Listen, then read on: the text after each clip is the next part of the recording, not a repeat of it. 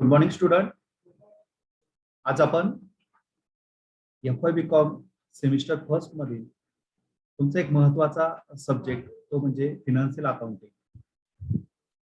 त्या financial accounting first या सब्जेक्टच्या syllabus discussion साठी आपण आज एकत्र आलेलो आहोत. सावित्रीबाई फुले पुणे युनिव्हर्सिटी पुणे त्या अंतर्गत आपण जो काही आपल्याला नव्याने सिलेबस विद्यापीठाने इंट्रोड्यूस केला, क्रेडिट बेस्ड चॉईस सिस्टीमच्या अंडर CBCS स्टँडर्ड, तर त्यामध्ये तुमचं जे काही ग्रॅज्युएशन आहे किंवा BCom हा जो कोर्स आहे, तर त्या कोर्समध्ये तुम्हाला आता सेमिस्टर पॅटर्न आला. म्हणजे semester first, semester second, semester third, semester fourth आणि सेमिस्टर 5, 6. म्हणजे फर्स्ट इयरला तुमचे 2 सेमिस्टर असतील, सेकंड इयरला तुमचे 2 सेमिस्टर असतील आणि थर्ड इयरला तुमचे 2 सेमिस्टर असतील.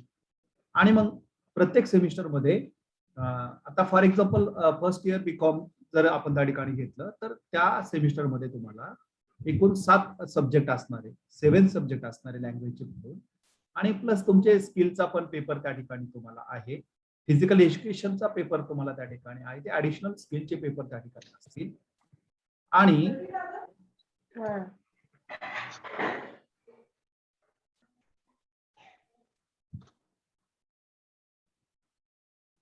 ओके, आणि मग जो काही पेपर असेल प्रत्येक पेपर, तर त्याचे सेमिस्टर फर्स्ट मध्ये पेपर फर्स्ट म्हणून असेल आणि तोच पेपर सेमिस्टर सेकंड मध्ये तुमचा पेपर सेकंड म्हणून असेल. त्या ठिकाणी त्याचा सिलेबस फर्स्ट सेमिस्टरचा सिलेबस तुमचा वेगळा असेल आणि सेकंड सेमिस्टरचा सिलेबस तुमचा वेगळा असेल. मग आता इथे आपण फिनान्शियल अकाउंटिंगचा विचार करत असताना फिनान्शियल अकाउंटिंग देखील फर्स्ट इयरला तुमचा सेमिस्टर फर्स्ट आणि सेमिस्टर सेकंड, म्हणजे सेकंड सेमिस्टर मध्ये तो फिनान्शियल अकाउंटिंग सेकंड बनेल आणि सेमिस्टर फर्स्ट मध्ये तुमचा तो पेपर फिनान्शियल अकाउंटिंग फर्स्ट या नावाने त्या ठिकाणी असेल. मग तुमचा अकाउंटच्या पेपरचं टायटल काय असेल तर फिनान्शियल अकाउंटिंग फर्स्ट असेल ह्या आत्ताच्या सेमिस्टरला. बऱ्याच वेळेस विद्यार्थ्यांना जर आपण विचारलं की तुम्हाला कोणता पेपर आहे, पेपरचे नाव सांगा किंवा सब्जेक्टचे नाव सांगा, तर आपण बऱ्याच वेळेस अकाउंट, अकाउंटिंग वगैरे असे शब्द प्रयोग करतो. परंतु त्याचं जे टायटल आहे, टायटल ज्यावेळेस विचारलं जातं तर त्यावेळेस मात्र फिनान्शियल अकाउंटिंग फर्स्ट ह्या पद्धतीनेच तुम्ही ते डिस्कशन किंवा त्या ठिकाणी सांगणार आहात. मग जो काही तुमचा जो सिलेबस आहे यामध्ये, तर तुमचा जो सिलेबस आहे फर्स्ट सेमिस्टरला, तर त्यामध्ये एकूण अकाउंटचे 4 चॅप्टर तुम्हाला दिले, 4 चॅप्टर त्या ठिकाणी असाइन केले. आणि मग त्या 4 चॅप्टर मध्ये काय काय आपल्याला अभ्यासक्रम बघायचा, तर ते आपण त्या ठिकाणी बघणार आहोत.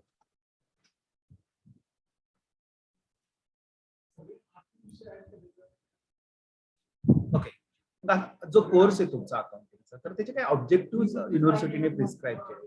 म्हणजे त्या उद्देशाने तुमचा हा सिलेबस त्या ठिकाणी विद्यापीठाने तुमच्या समोर आणला. तर पहिलं ऑब्जेक्टिव्ह काय ठेवलं विद्यापीठाने? To impart knowledge of basic accounting concept. बऱ्याच वेळेस काय होतं आपल्याला, म्हणजे बऱ्याच वेळेस बघा, मी दारिष्टाने बोलतो किंवा इतक्या दिवसाच्या अनुभवाने तुमच्याशी बोलतो. बऱ्याच वेळेस काय होतं की आपल्याला अकाउंटचे प्रॉब्लेम जमतात, पण आपल्याला अकाउंटची थेरी जमत नाही. थेरी इन द सेन्स काय, की जे काही स्टँडर्ड असेल ते स्टँडर्ड त्या ठिकाणी आपल्याला जमत नाही. म्हणजे तुम्हाला पटकन जर विचारलं ना, बघा मी तुम्हाला फॉर एक्झाम्पल विचारलं आउटस्टँडिंग सॅलरी कुठं जाते, बघा बरं, सांगा बरं कोणीतरी, हँड रेज करा, मग मी त्याला अलाउड करतो. कोण सांगतं? ओके, आउटस्टँडिंग सॅलरी असेट साईडला, आणि दुसरा इफेक्ट कुठे जातो? प्रॉफिट अँड लॉसच्या डेबिटला. प्रॉफिट अँड लॉस अकाउंटच्या डेबिट साईडला. Very good. बरं, आता माझा पुढचा क्वेश्चन असेल, का बरं तो तिथे जातो?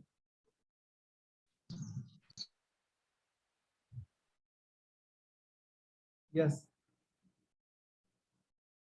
तुम्ही ऍक्युरेट आन्सर दिलं की आउटस्टँडिंग सॅलरी जर असेल तर ती प्रॉफिट अँड लॉस अकाउंटच्या डेबिट साईडला त्या सॅलरीमध्ये आपण ऍड केली.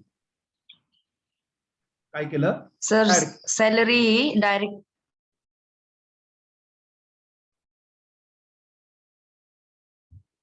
येस करा अनम्यूट आणि बोला. Salary is direct expenses. बरोबर उत्तर दिलं का? बाकी कोणी बोलेल यावर?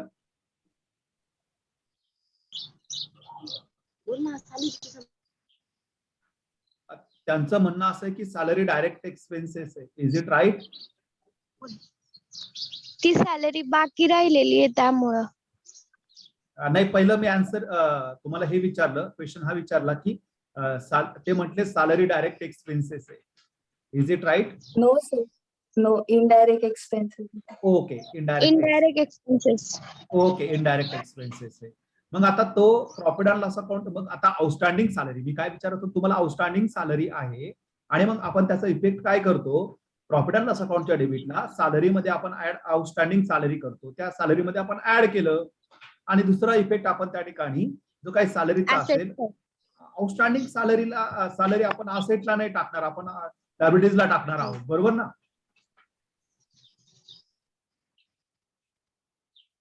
असेटला टाकणार का लायबिलिटीजला टाकणार? लायबिलिटीजला टाकणार आपण. लायबिलिटीला सर.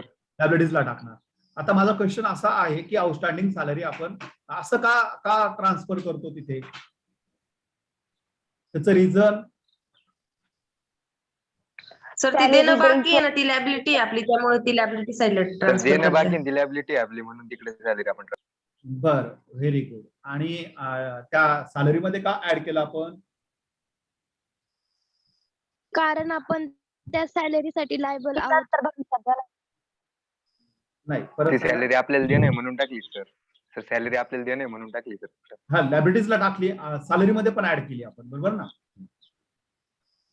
एक्झॅक्टली, तुम्ही बरोबर सांगतात. फक्त तुम्ही सांगणं काय अपेक्षित होतं की प्रॉफिट अँड लॉस अकाउंटच्या सॅलरी मध्ये जे काही सॅलरी आपण किंवा जो खर्च ट्रान्सफर केला तर तो एक्सपेंडिचर हा ड्युरिंग द इयर मधला एक्सपेंडिचर होता, बरोबर ना? त्या वर्षामधील खर्च एक्सपेंडिचर हे त्या वर्षीच्या प्रॉफिट अँड लॉस अकाउंटच्या डेबिटला ट्रान्सफर करायचे असतात. ओके, आता त्यापुढे आपण कुठलाही जो काही खर्च असेल तर तो दोन टाईप मध्ये तिथे क्लासिफाय होऊ शकतो. एक तर काय, जो पेड केला तो आणि जो पेड करायचा बाकी आहे तो. म्हणजे फॉर एक्झाम्पल एखाद्या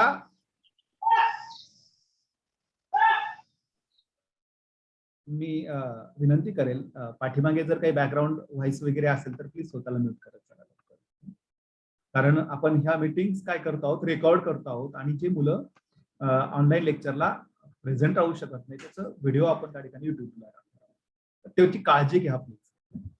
काय होतं त्याचं एक जो डिस्टर्ब आहे तर तो व्हिडिओमध्ये पण त्या ठिकाणी दिसतो आणि आता लेक्चरला पण त्याचा डिस्टर्ब त्या ठिकाणी नक्की जाणवेल. ओके, मी बोलत होतो तिथे सॅलरी, फॉर एक्झाम्पल काय एखाद्या कर्मचाऱ्याला 3000 रुपीज पर मंथ सॅलरी ती कंपनी पेड करते. सो त्याला अॅन्युअल सॅलरी किती असेल तर 3000 मल्टिपल बाय 12 मंथ, 36,000 रुपीज त्याची सॅलरी झाली त्या वर्षीची. म्हणजे कंपनीचा त्या वर्षीचा त्या कर्मचाऱ्यावर झालेला खर्च किती तर 36,000 रुपीज खर्च झाला. ओके, आता कंपनीने काय केलं, त्याला 10 महिन्याची सॅलरी कॅश मध्ये पेड केली. मग कॅश मध्ये किती पेड केली, 3000 मल्टिपल बाय 10 मंथ्स म्हणजे 30,000 रुपीज. आता ज्यावेळेस आपण ट्रायल बॅलन्स मध्ये हा सॅलरीचा जो आयटम तिथे दिलेला असतो ट्रायल बॅलन्स मध्ये काय होतं की त्या लेजरचं समरी आपण ऍड करतो, समरी ट्रान्सफर करतो. आता सॅलरी अकाउंटला फक्त 10 महिन्याची सॅलरी ट्रान्सफर झाली होती म्हणून तिथे 30,000 ट्रायल बॅलन्सला आलं आणि मग 30,000 रुपये आपण त्या ठिकाणी काय केलं, त्या प्रॉफिट अँड लॉस अकाउंटच्या डेबिटला ट्रान्सफर केलं. पण ऍडजस्टमेंट करताना आपल्या असं लक्षात आलं की 2 महिन्याची सॅलरी त्या ठिकाणी पेड करायची बाकी आहे, म्हणून 3000 मल्टिपल बाय 2 मंथ्स म्हणजे 6000 रुपीज. असं त्या 30,000 मध्ये आपण काय केलं, जे ड्यू आहे, जे आउटस्टँडिंग आहे तो पण त्याच वर्षीचा खर्च आहे.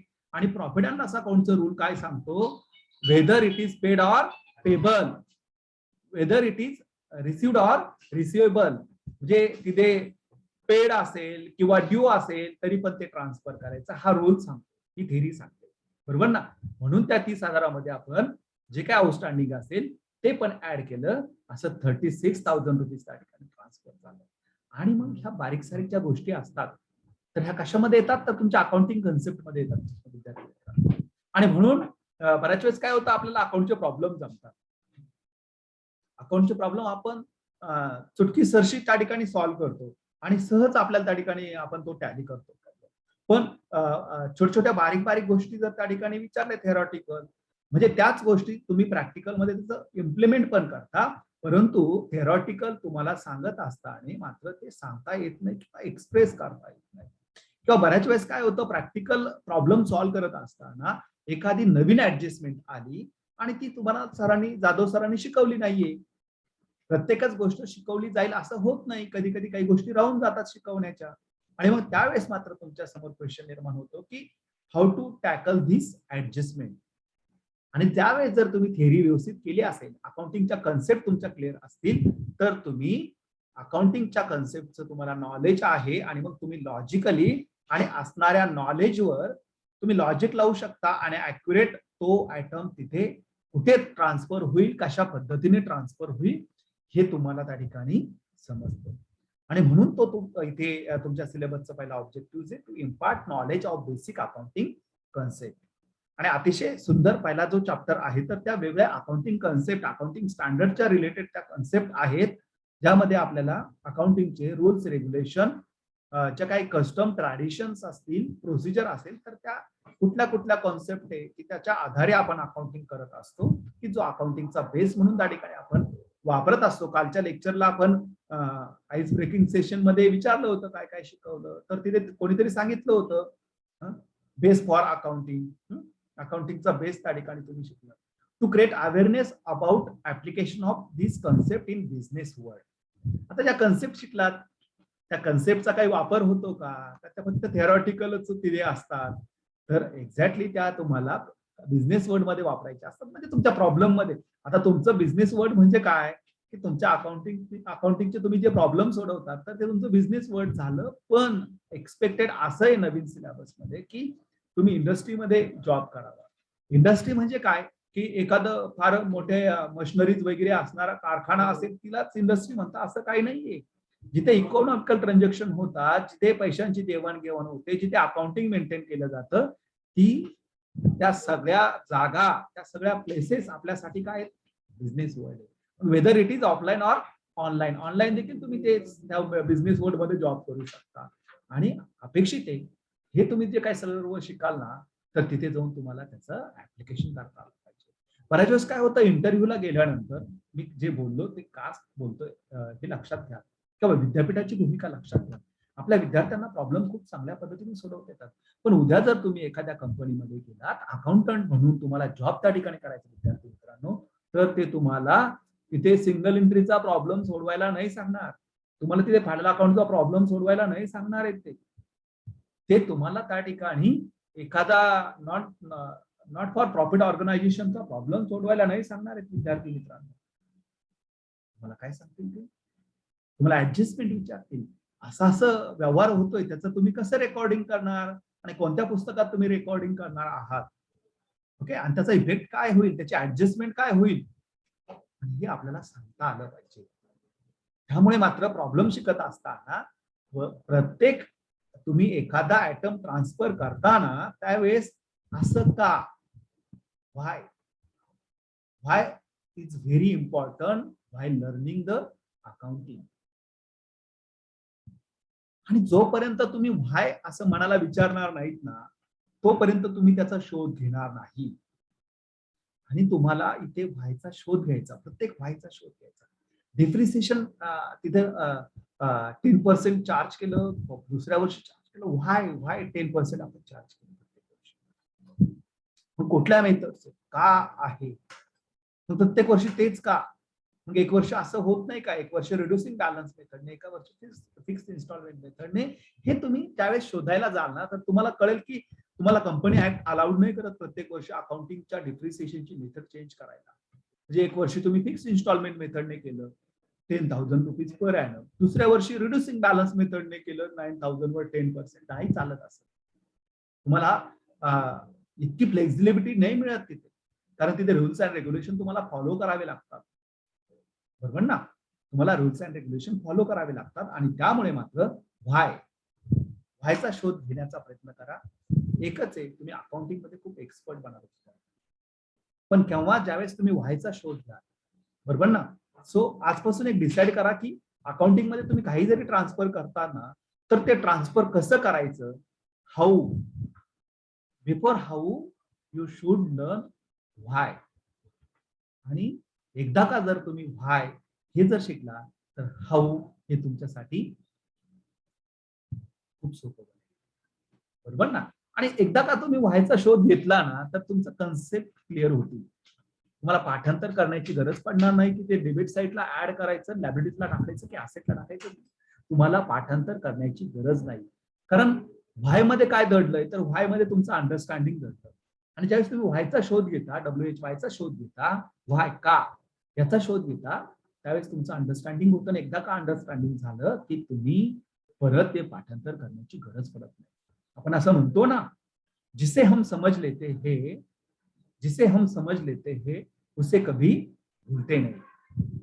समझ लेते हैं उसे कभी भूलते नहीं. यदि उसे भूलते हैं, यदि उसे भूलते हैं तो समझ लेना उसे कभी समझे ही नहीं. जिसे हम समझ लेते हैं उसे कभी भूलते नहीं. यदि उसे भूलते हैं तो समझ लेना उसे कभी समझे ही. जे आपण समजून घेतो ते विसरत नाही. आणि जे समजून घेतो आपण असं म्हणतो पण त्यानंतर जर आपण ते विसरत असू तर समजून घ्या तुम्ही ते कधी समजून घेतलेलंच नव्हतं, पाठांतर केलेलं. समजून घेतल्यानंतर कधी कधी पाठांतराची गरज पडते, काही हरकत नाही. पण समजून जर घेतलं तर मग मात्र तुम्हाला थोडस क्ल्यू मिळाला की तुम्ही ते लगेच तुम्हाला अंडरस्टँड होतं, लगेच रिमेंबर होतं. तर त्यासाठी समजून घ्या. So to create awareness about application of this concept in business world. त्या कन्सेप्टचा बिझनेस वर्ड मध्ये तुम्हाला कसा वापर करायचा तर ते शिकणं महत्वाचं. तर ते शिकलं जावं हा उद्देश ह्या कोर्सचा आहे. To impart skills regarding computerised accounting. Computerised accounting आता आपण बघतो, आपण नोटबुकवर वगैरे आपलं अकाउंटिंग मेंटेन करतो, त्याचे बुक्स ऑफ अकाउंट फिजिकली आपण मेंटेन करतो. पण आता नाऊ वर्ड बिकम ऑनलाईन. बरोबर ना. आणि पॅन्डेमिकने तर 100% बनलं. तुमचं अकाउंटिंग घरून चालतं, तुमच्या सर्व तुमचं टीचिंग घरून चाललंय. बघा ना, आता पण आपण टीचिंग घरून करतो, ऑनलाईन मोड मध्ये त्या ठिकाणी करतो आहोत. आणि मग आपलं अकाउंटिंग देखील त्यामध्ये मागे नाही. खूप वर्षापासून आपण अकाउंटिंग कॉम्प्युटरच्या साहाय्याने करतो आहोत. आणि मग ते कॉम्प्युटर अकाउंटिंग म्हणजे तुम्ही इकडे नोटबुकवर तुमचे प्रॉब्लेम सोडवणार, जर्नल एंट्रीज करणार, लेजर बनवणार आणि उद्या इंटरव्ह्यूला गेल्यानंतर ते तुम्हाला म्हणणार कॉम्प्युटरवर अकाउंटिंग करा. तर तुम्ही म्हणाला आम्हाला नाही, आम्ही नोटबुकवर त्या ठिकाणी अकाउंटिंग केलं. तर तो पण चॅप्टर या ठिकाणी कॉम्प्युटराइज्ड अकाउंटिंगचा आहे. इथे तुम्हाला थेरॉटिकल पार्ट आहे, थोडंसं ऍप्लिकेशन आहे. पण आपल्या डिपार्टमेंटच्या माध्यमातून ऑफिस ऑटोमेशनचा एक कोर्स चालवला जातो आणि तो अतिशय अल्प फीज मध्ये त्या ठिकाणी चालवला जातो. सर्टिफिकेट त्या ठिकाणी तुम्हाला मिळतं आणि तुम्ही त्या सर्टिफिकेट कोर्सला ऍडमिशन घेऊ शकता आणि तुमचं टॅलीचं सर्टिफिकेट तुम्हाला सर्टिफिकेशन त्या ठिकाणी मिळेल आणि त्यामध्ये तुम्ही टॅली अतिशय चांगल्या पद्धतीने तुम्हाला शिकवलं जाईल आणि अतिशय कमी पैशामध्ये किंवा कमी फीज मध्ये तो कोर्स त्या ठिकाणी भारताला चालवतो. ओके, कॉम्प्युटराइज्ड अकाउंटिंग त्यासाठी महत्वाचा आहे तो एक उद्देश. To impart knowledge regarding finalisation of accounts of various establishment. जे वेगवेगळे इस्टॅब्लिशमेंट आहे म्हणजे आपण टाइप्स ऑफ बिझनेस म्हणतो. म्हणजे फॉर एक्झाम्पल काय, पार्टनरशिप हा एक फॉर्म झाला, सोल ट्रेडर हा एक फॉर्म झाला, कंपनी हा एक फॉर्म झाला, कॉपरेटिव्ह हा एक फॉर्म झाला. त्याच पद्धतीने वेगवेगळे इस्टॅब्लिशमेंट असतात. मग पुढे बँकिंग कंपनी असतात, पुढे LICच्या इन्शुरन्स सेक्टर मधल्या कंपनी असतात, पुढे मॅन्युफॅक्चरिंग कंपनीज असतात, पुढे ट्रेडिंग कंपनीज असतात. सो ज्या काही वेगळ्या टाईपच्या कंपनीज असतील त्या कंपनीचं म्हणजे व्हेरियस इस्टॅब्लिशमेंट, वेगळ्या ज्या काही आस्थापना आहेत, इस्टॅब्लिशमेंट म्हणजे आस्थापना कंपनीज, त्या कंपन्यांचं अकाउंटिंग कसं केलं जातं, त्याचं फायनलायझेशन कसं केलं जातं, त्याचे काय रूल्स आहेत, रेग्युलेशन आपण फॉलो करतो. तर त्याविषयीचं नॉलेज इथे देणं हे ऑब्जेक्टिव्ह आपल्या ह्या कोर्सचे. अतिशय चांगल्या पद्धतीने तो सिलेबस त्या ठिकाणी डिझाईन केला.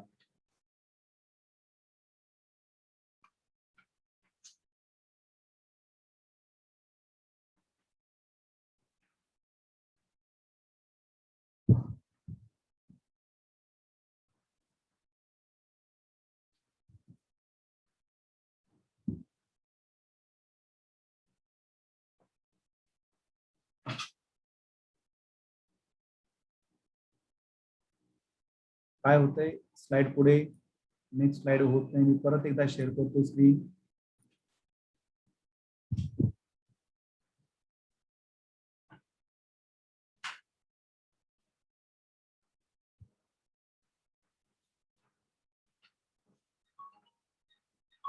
ओके, ठीक आहे. चॅप्टर असतील एकूण तुम्हाला किती चॅप्टर आहे यामध्ये? चॅप्टर नंबर 1 आहे अकाउंटिंग कन्सेप्ट. आताच मी अभ्यास तुम्हाला सांगितलं.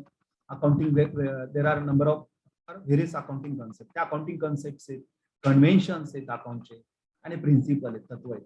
म्हणजे तुम्हाला काही अकाउंटिंगच्या महत्वाच्या concept, conventions and principal.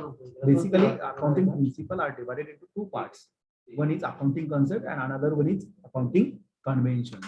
So आपल्याला त्या जे काही कन्व्हेन्शन्स आणि कॉन्सेप्ट त्या ठिकाणी आपण अभ्यासणार आहोत. Similarly nowadays there are number of emerging trends in accounting, बरोबर ना. त्यामध्ये तुमचं एन्व्हायरमेंटल अकाउंटिंग असेल, ह्युमन रिसोर्सेस अकाउंटिंग असेल, त्याच्यानंतर रिस्पॉन्सिबिलिटी अकाउंटिंग त्या ठिकाणी असेल, बरोबर ना. सो किंवा सायबर क्राईमच्या रिगार्डिंग त्या ठिकाणी अकाउंटिंग मध्ये डेव्हलपमेंट होते. ओके, सो त्या ठिकाणी accounting concept, convention and principle and overview of emerging trends in accounting हा पहिला चॅप्टर तुमचा असेल. त्यानंतर फिजमल डिस्ट्रीब्युशन ऑफ कॅश. आता तुम्हाला 12वीला पार्टनरशिप अकाउंट होतं, बरोबर ना. मग जिथे पार्टनरशिप अकाउंट तुमचं जिथे संपलं ना, तिथून पुढचा सिलेबस इथे आहे तुम्हाला. बघा तुम्ही 12वीला असताना तुम्ही काय काय शिकलात पार्टनरशिप अकाउंटचं. पार्टनरशिप अकाउंटचं तुम्ही ऍडमिशन शिकला, ऍडमिशन ऑफ पार्टनर, बरोबर ना. त्याच्यानंतर रिटायरमेंट ऑफ पार्टनर बघितलं. त्याच्यानंतर तुम्ही त्या ठिकाणी डेथ ऑफ पार्टनर बघितलं. म्हणजे तुम्ही तिथे डिझोल्युशन ऑफ पार्टनरशिप बघितलं. त्याचबरोबर तुम्ही डिझोल्युशन ऑफ पार्टनरशिप बघितलं. म्हणजे दोन कन्सेप्ट वेगवेगळे आपण डिटेलमध्ये अभ्यासणार आहोत. डिझोल्युशन ऑफ पार्टनरशिप आणि डिझोल्युशन ऑफ पार्टनरशिप फर्म. पार्टनरशिपचं डिझोल्युशन वेगळं आणि पार्टनरशिप फर्मचं डिझोल्युशन वेगळं. तुम्ही तिथे ज्यावेळेस ऍडमिशन बघता, त्याच्यानंतर ऍडमिशन ऑफ पार्टनर बघितलं, त्याच्यानंतर रिटायरमेंट ऑफ पार्टनर बघितलं, डेथ ऑफ पार्टनर बघितलं. हे काय झालं, डिझोल्युशन ऑफ पार्टनरशिप, पार्टनरशिपचं डिझोल्युशन झालं. कारण एक नवीन पार्टनर आला तर पहिला जो रेशो होता 2:3 तो चेंज झाला. फर्म तर आहे तशीच आहे, म्हणजे फर्मचं डिझोल्युशन झालं, पार्टनरशिपचं डिझोल्युशन झालं. जे 2:1 होतं ते कदाचित 3:2:1 बनेल ऍडमिशनने. किंवा 3 पार्टनर होते, एक रिटायर झाला तर त्याचा परत प्रॉफिट शेअरिंग रेशो बदलतो. किंवा एखाद्याचा डेथ झाला तरी पण प्रॉफिट शेअरिंग रेशो बदलतो, बरोबर ना. म्हणजे एखाद्याने रिटायरमेंट झालं किंवा एखाद्याची डेथ झाली असेल तर तुम्ही गेन रेशो कॅल्क्युलेट करता, तो गेला त्याचा गेन तुम्हाला होणार राहिलेल्या पार्टनरला, रिमेनिंग पार्टनरला. किंवा एखादा नवीन पार्टनर जर ऍडमिट झाला तर तुमचा जो काही पोर्शन होता तो त्याला वाटा द्यावा लागतो. म्हणजे ते तुम्ही सॅक्रिफाईस रेशो कॅल्क्युलेट केला. हे झालं तुमचं डिझोल्युशन ऑफ पार्टनरशिप. आणि तुम्ही डिझोल्युशन ऑफ पार्टनरशिप फर्म केलं, म्हणजे फर्मच डिझॉल्व्ह केली, फर्म बंद केली, त्या ठिकाणी क्लोज केली. मग तुम्ही तिथे रिअलायझेशन अकाउंट बनवलं बघा, पार्टनर्स कॅपिटल अकाउंट बनवलं, कॅश अकाउंट बनवलं, बरोबर ना. आणि डिझॉल्व्ह केली, ती फर्म बंद करून टाकली. सर्व काय केलं, असेट सेल केल्या, असेट सोल्ड करून किंवा त्या ठिकाणी पार्टनरला देऊन त्यापासून जी काही आलेली कॅश होती तर ती काय केली तुम्ही त्या ठिकाणी त्यातनं लायबिलिटीज पेड केली आणि पैसे उरले तर तुम्ही पार्टनरला दिले, बरोबर का. मला पटकन सांगाल, पटकन कोणीतरी सांगाल, बरोबर का. करा, अनम्यूट करा, एक जण सांगाल फक्त. हे शिकलात का तुम्ही? अनम्यूट करून सांगाल मला पटकन.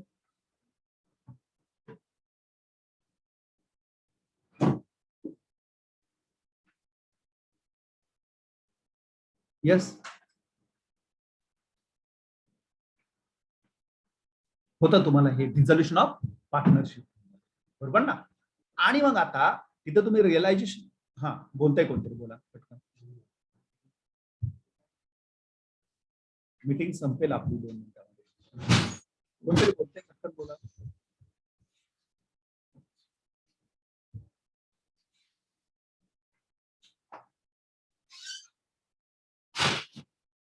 ओके, ठीक आहे, अनम्यूट नाही होत. तर तुम्हाला ते तिथपर्यंत होतं, तुम्ही डिझोल्युशन केलं पार्टनरशिप फर्मचं. आता तेवढ्याने संपेल का ते? हा, कोण बोलताय?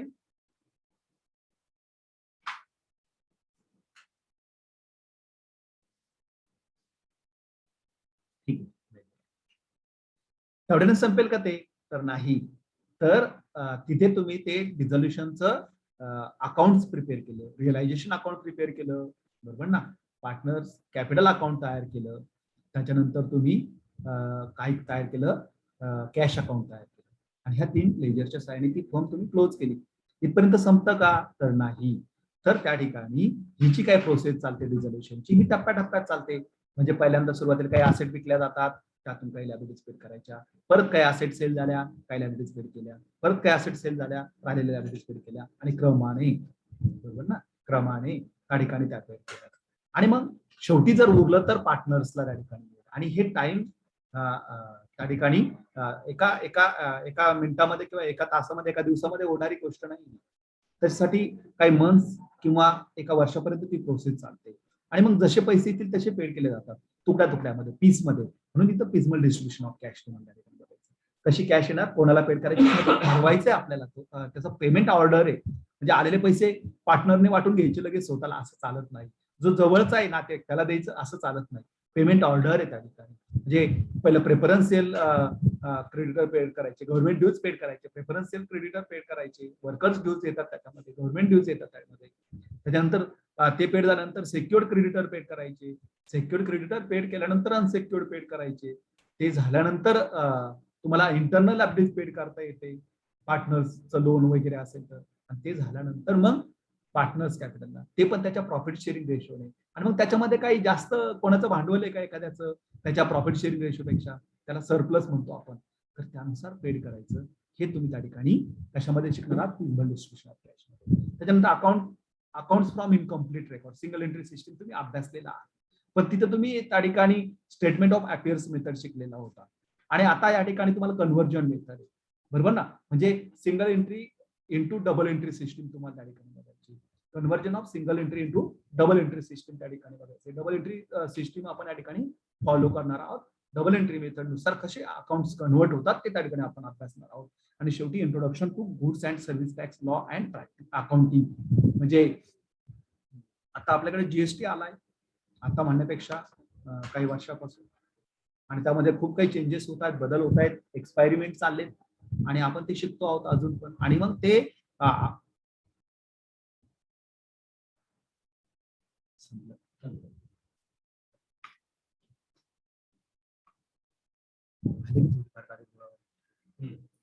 नाही अजून आले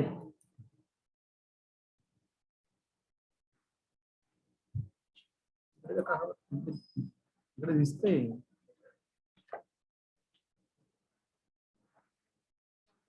मुलांना मीटिंग चालू आहे. Yes sir. येस अच्छा. सर. मला इकडे अगोदर क्लोज हो, sir. क्लोज दाखवलं. ठीक आहे. Yes sir. Okay okay okay just minute. मी इथे थांबतोय. मी तुम्हाला सिलेबस पाठवलंय, बरोबर ना. तर तुम्ही तो